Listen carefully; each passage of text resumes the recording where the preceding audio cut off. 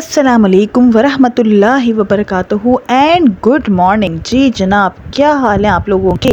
अल्हम्दुलिल्लाह मैं ठीक ठाक हूँ। ये जो आप देख रहे हैं ये है बैंगन का रायता। ये मैंने अभी नहीं बनाया सुबह, ये मैंने बनाया था रात में डिनर में। एक्चुअली बैंगन आलू बनाए थे, उसकी सब्ज़ी जो होती है तो उसके साथ ना मेरे हस्बैंड को और मुझे और घर वालों को ना जो है सबको आलू कह रही हूँ, बैंगन का जो रायता होता है वो बहुत पसंद है। तो वो बहुत मज़े का बनता है। इसको फ्राई करके डाला जाते हैं बैंगन को बेसन में, तो बहुत ही मज़े के बनते हैं।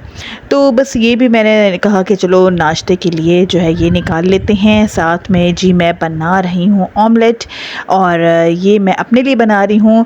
एक्चुअली मैं और मेरे हस्बैंड दो टाइप के जो है ना वो ऑमलेट खाते हैं। मैं जो अपने लिए बनाती हूँ उसमें मैं डालती हूँ टमाटर और हरी मिर्च ओनली, ठीक है, प्याज नहीं डालती बिल्कुल भी। वो मुझे प्याज इसमें इतनी अच्छी नहीं लगती। बस ये मैं अपने लिए बना रही हूँ, और अपने जो हस्बैंड बनाती हूँ वो मैं अभी आपको आके दिखाती हूँ। तो बस जी ये चल रहा है, नाश्ते की प्रेप हो रही है।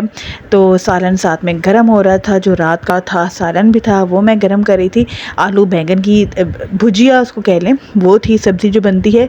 और बैंगन का रायता मैंने निकाल लिया था, और हस्बैंड ने कहा कि चलो मैं नान ले आता हूँ। बच्चे जो हैं वो स्कूल जा चुके थे, तो बस यहाँ पे जो है वो चल रही है नाश्ते की प्रेप।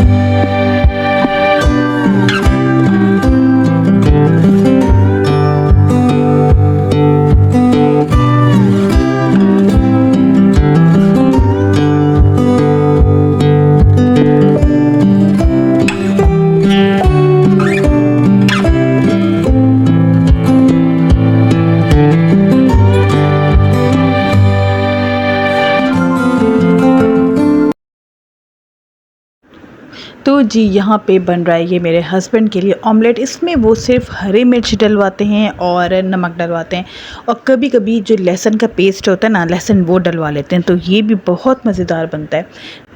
तो जी ये ऑमलेट बन रहा है मेरे हस्बैंड के लिए। अब हो गया था जी नाश्ता, हस्बैंड भी चले गए थे अपने काम पे, और अब मैं थी और मेरा घर था, हम अकेले थे। तो जी यहाँ पे मैं बस अपना रूम जो है वो क्लियर कर रही हूँ, साफ़ कर रही हूँ।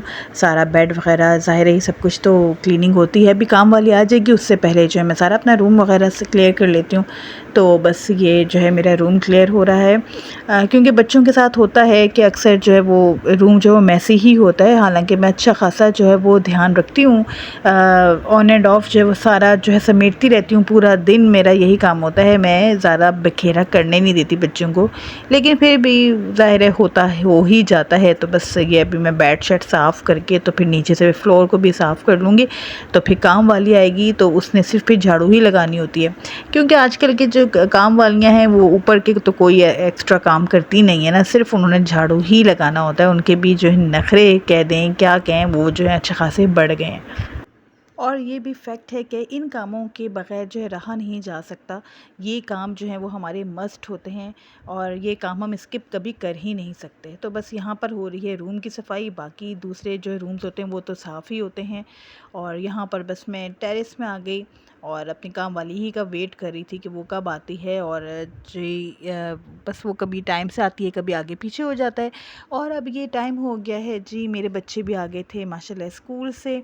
ये ज़ोहर का टाइम था, और बस मैंने सोचा कि बच्चे आ गए थे। वैसे मेरी कोशिश होती है कि बच्चों के आने से पहले ही जो है ना मैं नमाज से फ़ारिग हो जाऊँ, नमाज अदा कर लूँ, क्योंकि जब बच्चे आ जाते हैं तो फिर बड़ी हसल एंड बसल हो जाती है घर में।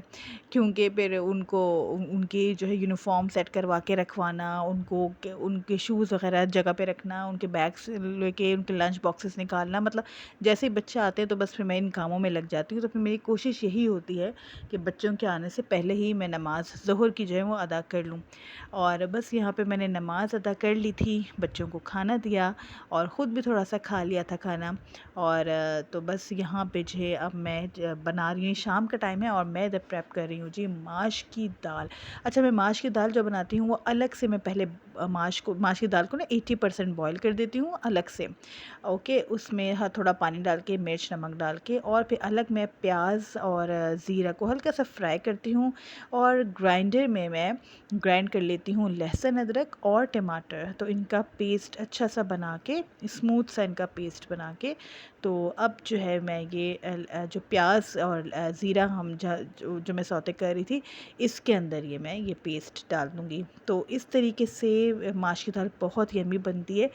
मैं 2-3 तरीके से मैं बनाती थी माश की दाल, लेकिन ये जो है ना, मेरे हस्बैंड को ये वाली पसंद है, तो इसलिए फिर मैं यही वाली बनाती हूँ। अब इसको, मसाले को हमने भूनना है प्याज के साथ, और उसमें नमक, मिर्च, धनिया, हल्दी, जो जो आप डालना चाहते हैं मसाला वो डालें। साबुत मसाले भी आपने डालने हैं तो आप वो डालें, और जब वो भून जाए अच्छी तरीके से, तो फिर आपने ये दाल माश की जो उबली हुई है 80% या 90% उबली हुई है, अब हमने इसको निकाल के इस मसाले में डाल देंगे, और इसको अच्छी तरीके से भूनेंगे। ठीक है, कि इसके साथ भी ऑयल जो है वो इसका अलग हो जाए। जब वो अच्छी तरीके से भून जाएगी, तो इसमें हम हल्की सी ग्रेवी करने के लिए हम थोड़ा सा पानी डालेंगे, और इसको दम पे थोड़ी देर के लिए रख देंगे, जब तक ये माश की दाल जो है वो अच्छी सी गल नहीं जाती।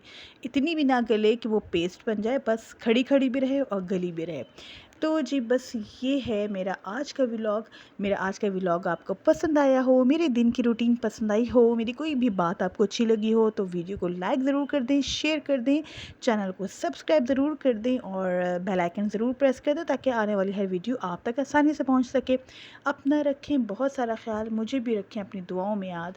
टेक केयर, अल्लाह हाफिज़।